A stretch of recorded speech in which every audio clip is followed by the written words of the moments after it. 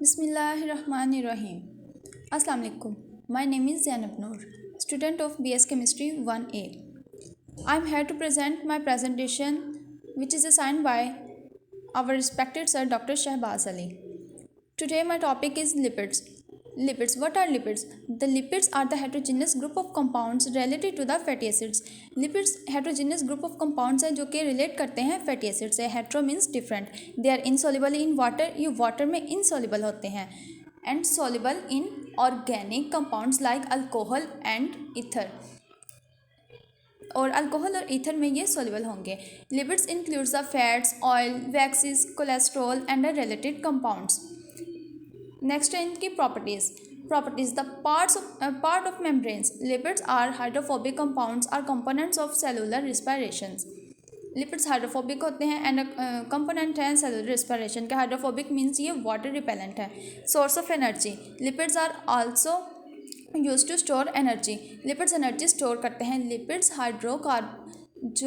Lipids हैं ये carbohydrates की निस्बत ज़्यादा एनर्जी स्टोर करते हैं. क्यों? क्योंकि इनमें कार्बन और हाइड्रोजन बॉन्ड की जो कंसंट्रेशन है वो ज़्यादा होती है कार्बोहाइड्रेट्स की निस्बत, और ऑक्सीजन की जो प्रोपोर्शन है वो कम होती है.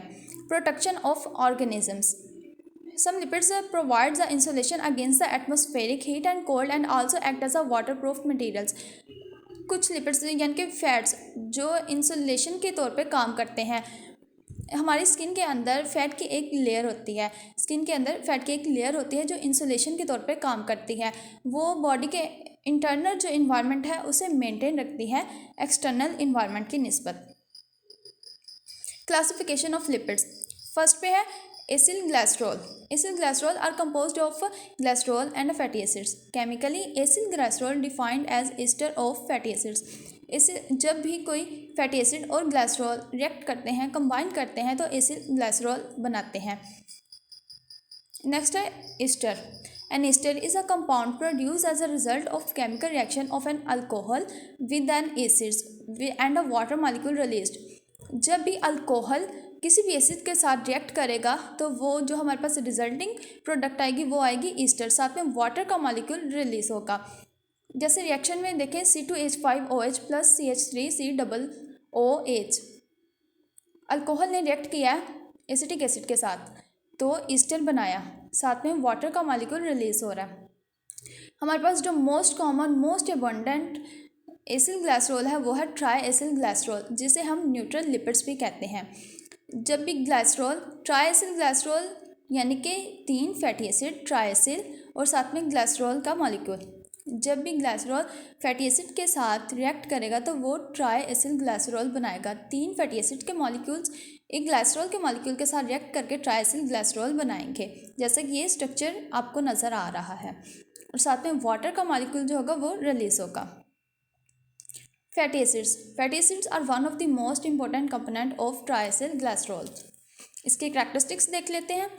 Even number of carbon atoms. Even number of carbon atoms mean 2, 4, 6, 8. Saturated होंगे और अनसैचुरेटेड होंगे. सैचुरेटेड वो जिनमें जो सिंगल बॉन्डेड होते हैं उनमें डबल बॉन्ड नहीं होगा, और अनसैचुरेटेड वो फैटी एसिड्स होंगे जिनमें 6 या 6 से ज़्यादा अप टू 6 डबल बॉन्ड्स होंगे. Straight chain. एंड जो एनिमल फैटी एसिड्स हैं वो स्ट्रेट चेन्स होंगे, और जो ब्रांच और रिंग इन प्लांट्स में जो फैटी एसिड्स हैं वो ब्रांच होंगे या रिंग होंगे. Solubility and melting points.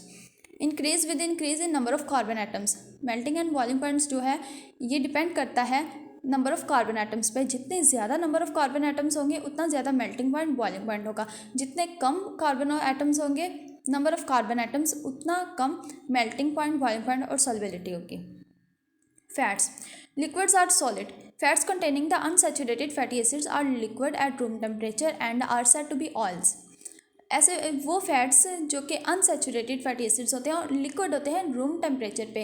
Room means के 25 डिग्री सेंटीग्रेड पे जो लिक्विड्स होंगे फैट्स वो हमारे पास अनसेचुरेटेड होंगे और हम उन्हें ऑयल कहते हैं.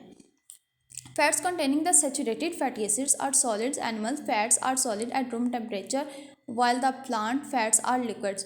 ऐसे फैट्स जिनमें सैचुरेटेड फैटी एसिड्स होंगे मीन्स जो सिंगल बॉन्डेड होते हैं वो हमारे पास सॉलिड्स होंगे रूम टेम्परेचर पे। एनिमल फैट्स जो सॉलिड होंगे रूम टेम्परेचर पे, जबकि प्लांट्स के जो फैट्स हैं वो हमारे पास लिक्विड होंगे रूम टेम्परेचर पे।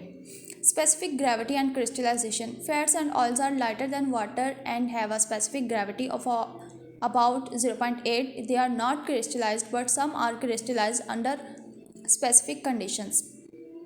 वो कंडीशंस पे डिपेंड करता है, इनकी क्रिस्टलाइजेशंस कुछ नहीं होते, जो होते हैं वो कंडीशंस पे डिपेंड करेंगे। लेकिन जो फैट्स और ऑयल्स हैं ये वाटर में डिज़ोल्व तो नहीं होंगे, वाटर में इनसॉल्युबल है। इनकी स्पेसिफिक ग्रेविटी है 0.8।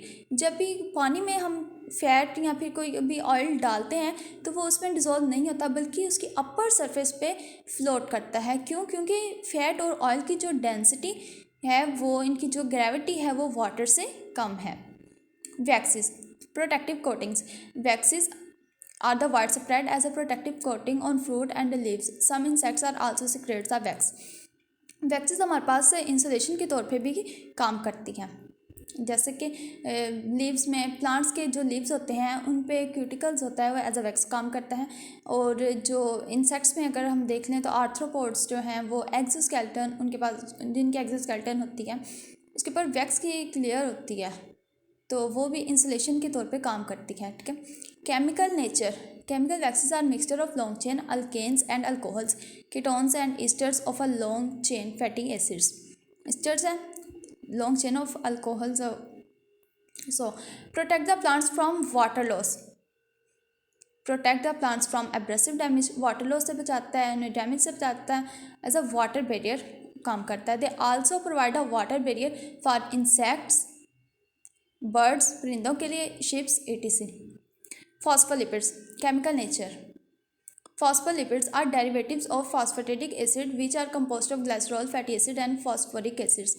फॉस्फोलिपिड्स भी हमारे पास ट्राइसिल ग्लिसरॉल की तरह ही होते हैं, लेकिन उसमें ये था कि 3 फैटी एसिड्स एक ग्लिसरॉल के मॉलिक्यूल के साथ कंबाइन कर रहे थे, लेकिन इसमें 2 फैटी एसिड्स के मॉलिक्यूल और एक साथ में फॉस्फेट का ग्रुप अटैच हो जाएगा, तो वो ग्लिसरॉल के साथ कंबाइन करेंगे तो फॉस्फोलिपिड्स बना लेंगे।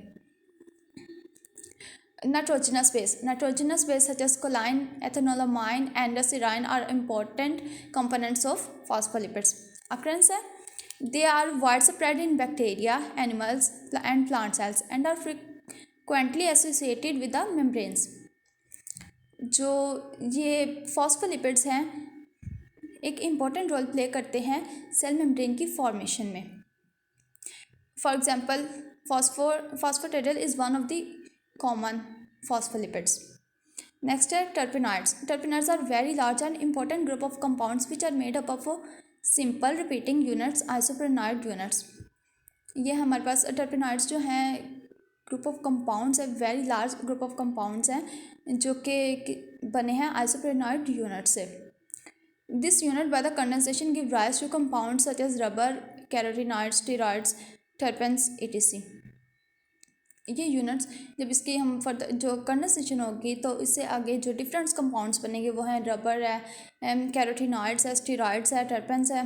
मीन्स कि वो कंडेंसेशन पर डिपेंड करता है कि नेक्स्ट कंपाउंड कौन सा होगा। Now our presentation is end and if you have an question you can ask. Thank you so much.